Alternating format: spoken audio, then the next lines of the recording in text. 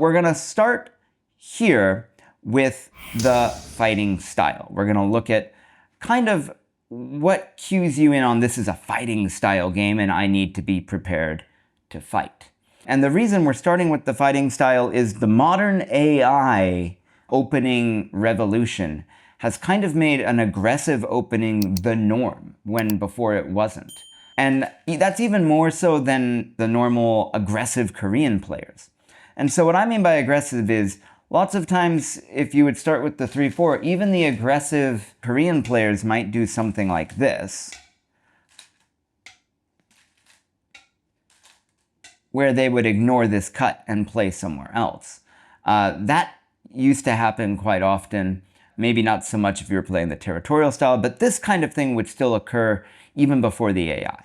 But now what we have is the AI suggesting that if your opponent plays a 3-4, you can like smack right into them. You can go direct contact right away. And that's aggressive. It might not lead to a huge fight. I mean, a simple joseki that can come off of this could be something like this, with both players playing simple and solidly, like this. And that's not a fighting pattern. But the initial move is aggressive, and it can be complicated if your opponent is less willing to play a simple joseki. So we're going to be looking at a game between, this is between Kato Masao and Chikun. Cho is going to be black. Kato is going to be white. So let's get into the game and let's see if you guys can recognize when the middle game begins.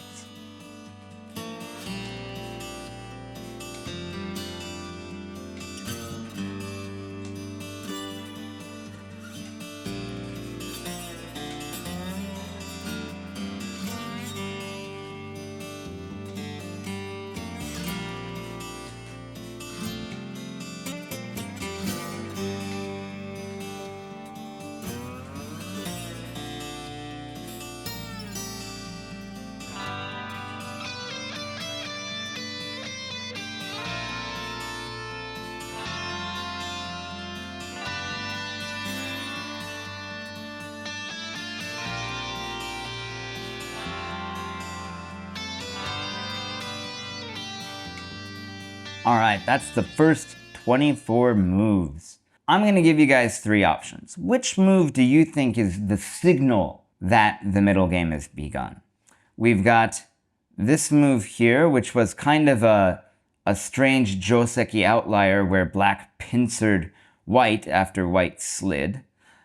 We have this move 23 where black pincers white's corner. And we have this move, number 24, where white jumps into black's area. Which move do you think is the signal that the middle game has begun? All right, well, we could say that maybe this slightly strange joseki was an invitation to complications.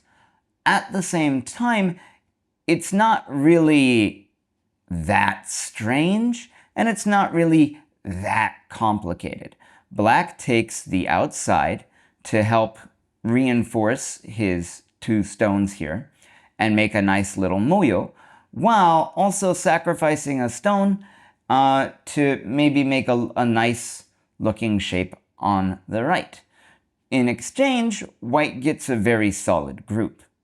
And so this is, we could say, joseki. The AI thought all of those moves were fine, and that nothing there really needed comment. Move 23, we could also say, is joseki. This is a move that you see quite often in pincering this one space jump from the corner, and is really not that exceptional. Move 24 was the correct answer. This is a direct invasion into black's area, and it signals right away that the middle game is starting. White immediately asks for complications. And what do you guys think? Do you think that's necessary right now? So the AI actually thought that this was an okay move. This is a fair move, and what you need to do from it is create potential.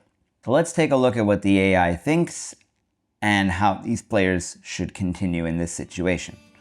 So white invaded.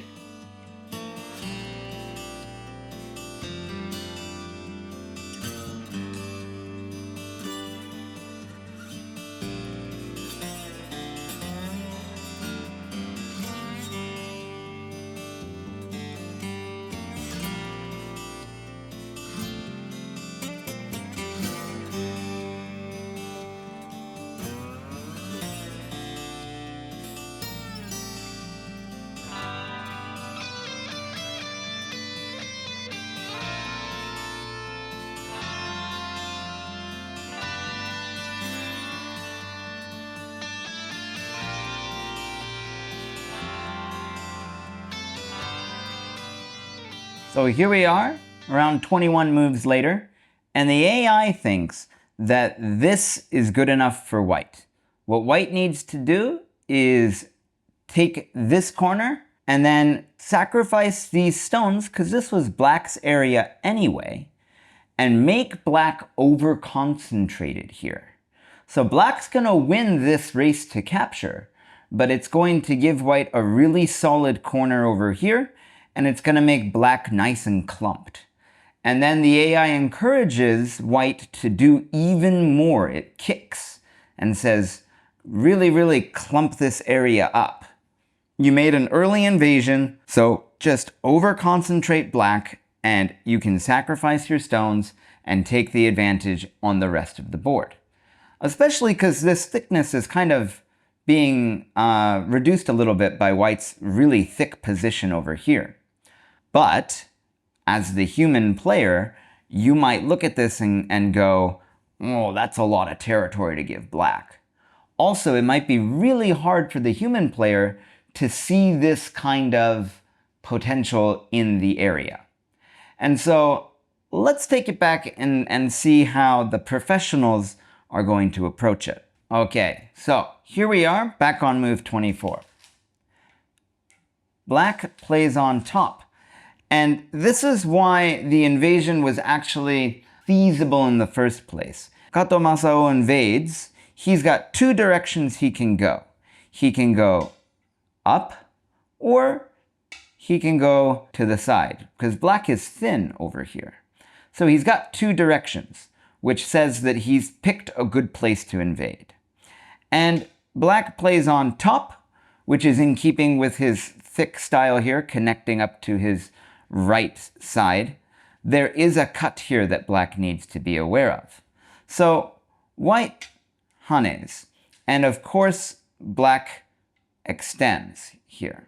And the AI suggested that maybe black could cut, but again, the AI is really good at taking advantage of small kinds of agi, and also really good at understanding how to push the opponent about in the right way. It's a little harder for human players. This is a very normal, I think, exchange for human players to do.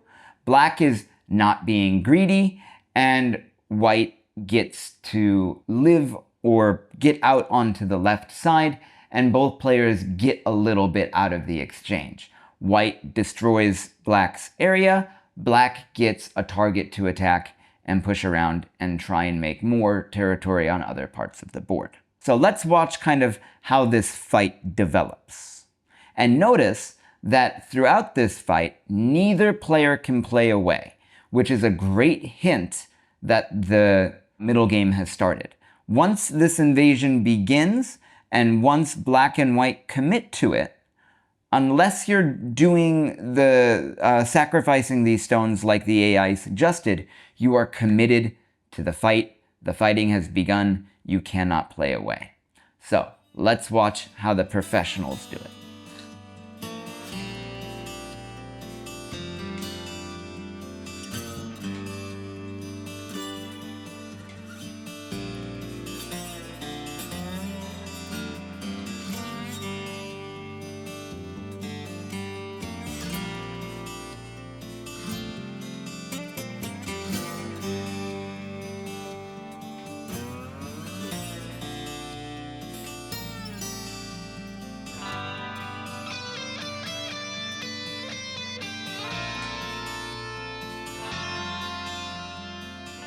Okay, this is move 44, and we are again in a slight disagreement with the AI. It is at this point that the AI thinks black needs to connect underneath. You can understand, though, from the human perspective, why black is kind of hesitant to do that. This, in black's mind, is potential. He has this connection waiting for him.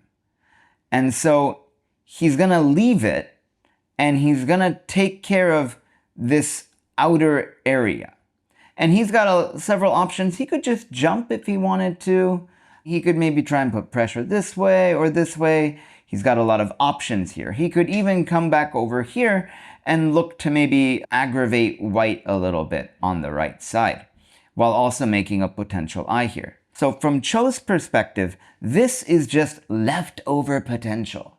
White would be slow maybe to come back and defend that point.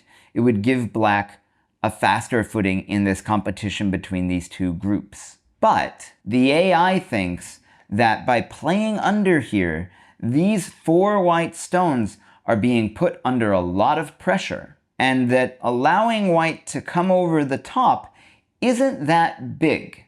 Because even though white gets to connect, black gets to dig out white's corner, and black's already got solid territory over here. So white would have destroyed part of black's moyo, but black secured the other half, and he gets to dig out the corner. And white's little string bean group of stones here isn't really doing so much. Now maybe the attack would turn onto black, one little stone over here on the side, and black would have to figure out some way to deal with that, and white would take advantage of that. One of the key things that you need to know is that you cannot play away. You need to keep up the pressure and the initiative and the tension between the groups so that neither player plays a slack move or gets beaten out. By the way, you can also watch these lessons on our platform, gomagic.org. Except there, you'll watch them with interactive quizzes right within the lessons and practical exercises right after them. And if you enjoy watching these Go videos and you don't want to miss others like this one, go smash that like button, subscribe to our YouTube channel, and this is Go Magic.